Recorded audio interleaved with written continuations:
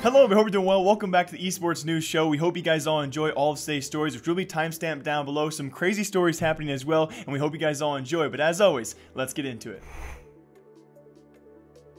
And first off, in huge CSGO news, actually announced just last night by Juicy, one of the bigger CSGO gamblers out there known on YouTube, has actually officially announced the banning of his $100,000 inventory in CSGO. Now, he actually showcases as well, I'll link the video down below for all of you guys, his entire inventory, and there are some immaculate skins, but just in general, he had a very large inventory. So not too crazy of skins out there, although he did have a Factor New Souvenir Dragon Lore. He had several Butterfly Rubies and Butterfly Sapphires. Alongside that, several Hows, and also a Stat Track Factor New Fire Serpent. So a lot of skins out there that are now, they can still be played with in game on his account, but they can't be bought, sold, or traded any longer. And this definitely ranks, I do believe, in the top 3 in history of CSGO as the largest inventories ever banned. And it's actually due to his affiliation with CSGO Gem, which was a gambling website back in the day. And it's kind of honestly very surprising. Throughout the entire video, he remained very calm and actually said he does not blame Valve at all. He actually violated their TOS, their terms of service, and that's why his account was banned and will never be unbanned in the future. So yes, this definitely ranks as one of the highest inventories in CSGO history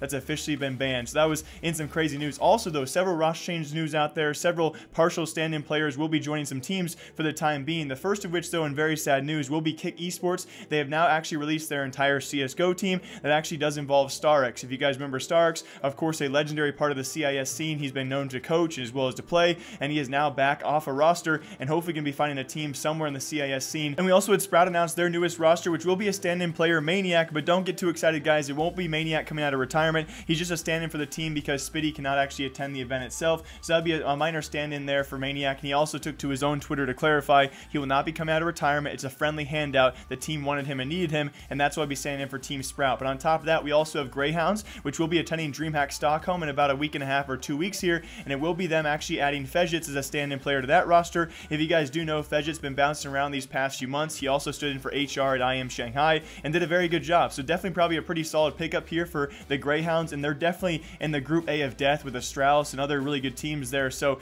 best of luck to them. If they can actually make it out of the group, it'd be very impressive. And also very lastly, we have in very good news as well, Snyder, after well over a year of not having a CSGO team, he's very notable, been taking to Twitter asking about real life jobs, if he should go back and get a college education, or what jobs could he have with CSGO background without a college education. And apparently he has now joined Euronics, and he actually joined them alongside Kalor on that team. So well over a year of being away from the CSGO competitive scene, he has now very gladly found a team, and he also took to Twitter to say he will now play the game until his fingers bleed. So I love that dedication. I hope the best for this guy. Again, he's been off a team for so long now. It's really great to hear news like this, and again, a lot of changes hopefully coming sometime soon, as we're still in that kind of dead period for CSGO. DreamHack Stockholm in about a week and a half will actually be our last tournament before the major, so don't expect too many big changes coming soon, but these were definitely some big team changes. A lot of teams are adding stand-in players, but hopefully more comes by Wednesday in the form of Face It Major stickers. And also in big Dota 2 news, you would think I would start out this episode and this actual segment with, of course, TI8. We have entered playoffs officially, but actually the biggest drama revolves around the Dota 2 Reddit and some of their top posts this past weekend revolving around the gambling website known as GG.Bet. Now, I do firstly want to say these are not accusations actually against that website itself. It's just a very unfortunate circumstance. If you guys did see many of the top Reddit posts out there revolving around this website, there were apparently many allegations that, again, confirmed by Reddit moderators out there, were never confirmed against this website. There were allegations that the website had been scamming many people out there, and this website, in clearing their name, GG.Bet, took to the Reddit to actually post the evidence to clear their name, and in doing so, they actually proved they were innocent and proved that many of the posts on Reddit were actually false. But unfortunately enough, in that same post revealing the evidence that made them innocent was actually private IP addresses and also some partial credit card information about 2 specific users out there, which is heavily against the Reddit rules. As of right now, going forward, GG.Bet and their account have been banned from the Dota 2 Reddit entirely, and this goes hand in hand with all the accusations. As of late, apparently Valve is consulting teams across CSGO and Dota 2, of course their 2 most notable games out there, and telling teams to discontinue their partnerships with many websites like GG.Bet. So it's very unfortunate for many teams out there associated with this, but it's also very unfortunate for the website itself, because although there were several allegations where people posted screenshots but not full evidence, so it might be a thing brought up in the future of this website being sketchy. But the thing is, for this instance, they did seem to be innocent, but in doing so, so they really kind of did it in almost an illegal way. So it did seem that the top post as well was a guy saying he got banned for having multiple accounts, but he didn't have multiple accounts, and it's now been confirmed he had 4 or 5 accounts on the website GG.Bet, which is highly against their rules. So it's a kind of a confusing situation. It does not look good for any teams out there, especially Navi, and most notably, and also North. Other teams have gambling sponsors, and I know several CSGO and Dota 2 teams have gambling sponsors, and they could be shut down in the future because of things like this. But also, of course, talking about that, guys, in very good news, we actually have our TI8 prize pool finalized, and we have officially surpassed TI7's prize pool, not by much, but it still counts. So that was, of course, some very cool news. And of course, also thanks to Vikram, we actually have your playoff bracket on screen as well. This is kind of a crazy group stage so far. We've seen consistent teams out there, to no big surprise. Maybe VGJ Storm, their dominance was actually kind of a surprise. We also had LGD and EG, no surprise. Virtus Pro showing their dominance throughout group play. Honestly, throughout group play, I think Optic Gaming's comeback to top 4 upper bracket was the most impressive thing to watch. And on top of that, we also had Winstrike in their last day almost get eliminated, which was definitely a big surprise in my own opinion. They actually were brought down to a tie-breaking elimination match against Invictus Gaming. So that was kind of crazy to see. Winstrike just barely make the lower bracket, and they are now 1 loss away from being totally eliminated. And of course, we do have playoffs going out throughout the week, guys. So it's going to be very, very fun to watch. And that's in just all the drama right now in the Dota 2 scene. Hopefully more comes of it soon, but it's not looking good for gambling sponsors affiliated with Dota 2 or CSGO teams.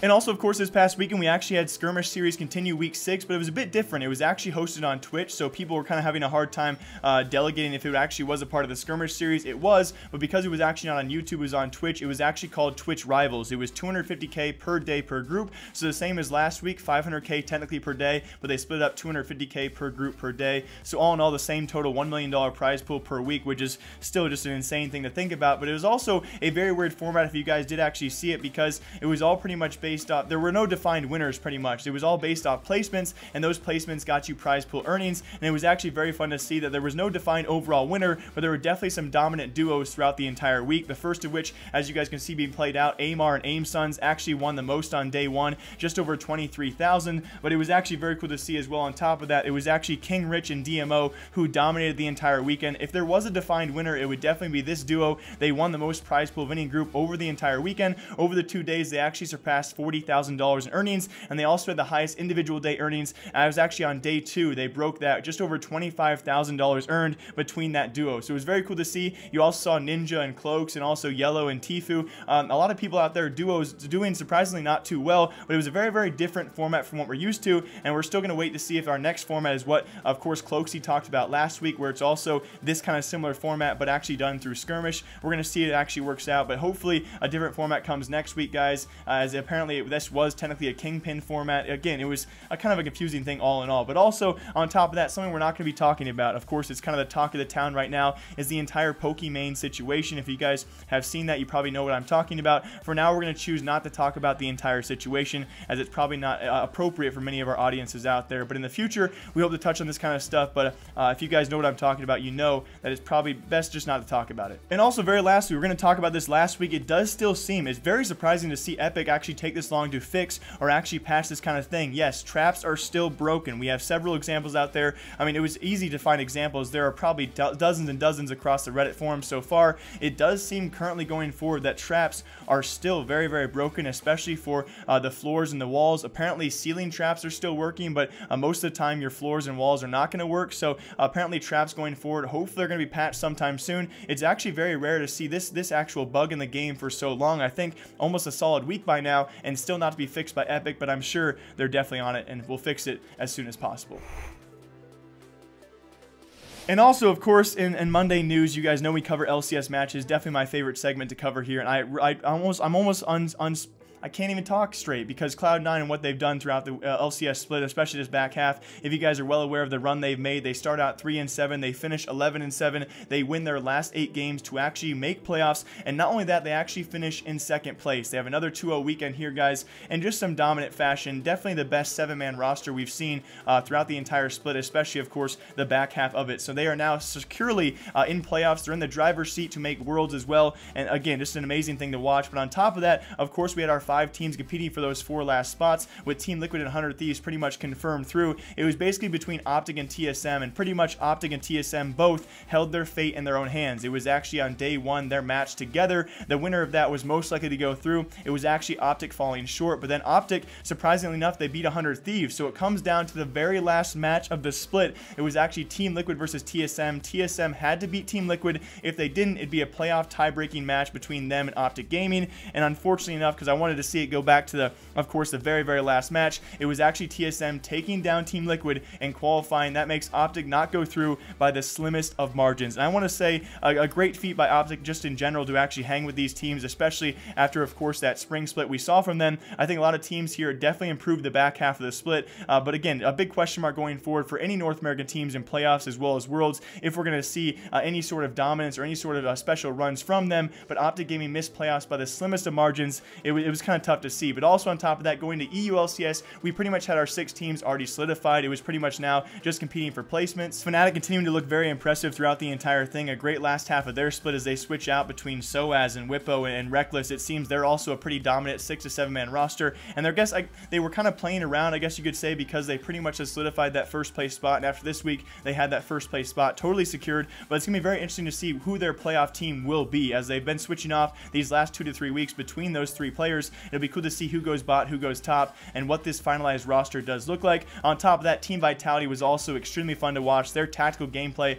against Schalke. Schalke had a pretty rough week here, losing to Vitality, and on top of that, losing to H2K. H2K pick up their 2nd win of the split, guys, and complete the meme. H2K has now H2 wins throughout the entire split. So good for them, but FC Schalke still looking pretty good throughout the split. We'll see them at playoffs as well. But again, Vitality is their mind play, their gameplay was a very fun split to watch, and especially because they are definitely one of our most dominant teams throughout the back half of the split, guys. Winning 7 of their last 8 games, Team Vitality going into playoffs is definitely a team to look out for. So also on top of that, we also have Misfits, kind of a team opposite of Vitality. Vitality winning 7 of their last 8. We also have, of course, Misfits start out 9-0, finish 11-7, so winning 2 of their last 8, if I did the math there correctly. And they're really probably, in my own opinion, looking to find that 5th man. It seems like, of course, we had last week, it was actually Jez's, their assistant coach, who stood in for Mikex. He didn't do too well, but they still split the week, I believe. And on top of that, this week, it's Mikex now back in the lineup, and he definitely struggled, going 1-7 Thresh and 1-4 Cho'Gath. So again, the whole team, especially struggling the back half of the split. After such a strong start, you have to really worry about these guys going into playoffs and who their 5-man team will be. It seems to be the focus on Mikex, if they're going to change him, if they're going to leave him in, if Jesses will come back. There's a lot of question marks going forward, but still, the EU NALCS races are now over, guys, and now time to solidify placements for playoffs for North America, and now we are all set, guys, and after that, the race for Worlds begins. And also in Overwatch news out there was actually announced by ESPN last week. Kind of shocking news. I always compare these kind of news to other esports as well. We have Splice, who never really could enter or penetrate the CSGO scene. They actually disbanded and got rid of their CSGO roster earlier this year, but all of a sudden, a round of investments have now sparked a new fusion, and apparently they will actually secure an Overwatch League spot next season, which reportedly is going for $20+ million. So Splice, congratulations. I don't know how you got the investments, but apparently they will be joining Overwatch League next season, or hopefully that's the rumor if it does come true. On top of that, though, we also had the Incheon qualifiers finish up for the World Cup regionals. If you guys do know, our next region will be Los Angeles, and that will include teams like Canada. That will not be for another 2.5 weeks, but our World Cup qualifiers are slowly starting and actually will finish up in the next month or so. Los Angeles will be next, and speaking of Los Angeles, Team Canada will be there. The whole XQC situation, it does seem very likely he will be playing, because we actually had Team Canada. They were actually playing a show match against Team Australia, also, of course, in that group play as well. Team Canada looking very good. XQC was also playing for the team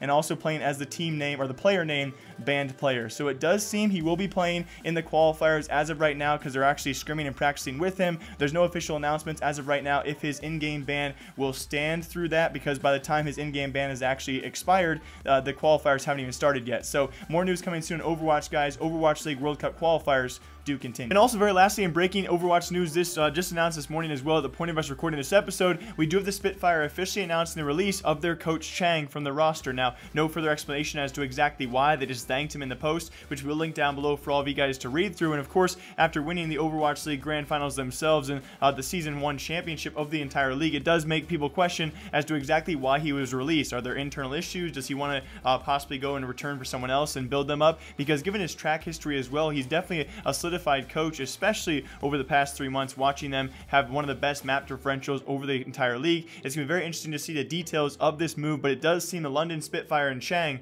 are no longer.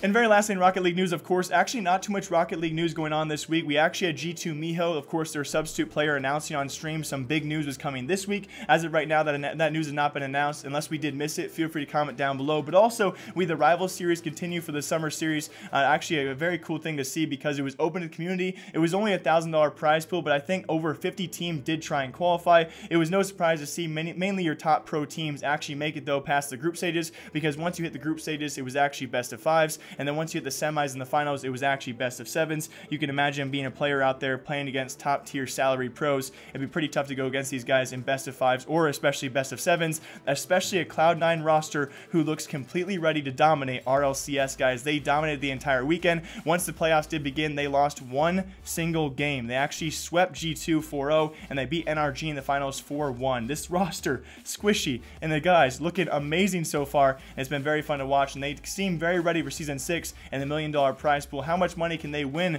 and amass throughout the entire season? That is the big question, but still a great showing. It's also great to see community feedback. There's not many esports out there, me coming from the CSGO scene, that allow you guys as a community to actually compete with the pro players. So it's always a great thing to see, and that was it for Rocket League news, but hopefully more comes by Wednesday. As always, we hope you guys all enjoyed the episode. If we did miss anything, feel free to comment down below, and as always, we'll see you guys Wednesday.